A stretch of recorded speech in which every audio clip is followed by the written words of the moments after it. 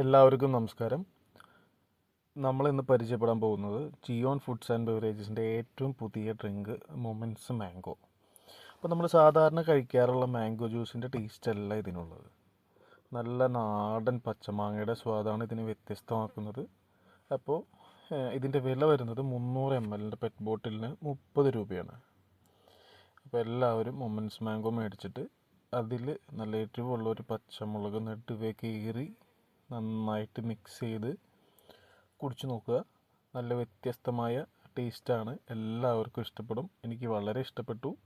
എല്ലാവരും ട്രൈ ചെയ്യുക. അപ്പോൾ എല്ലാവർക്കും നന്ദി, നമസ്കാരം.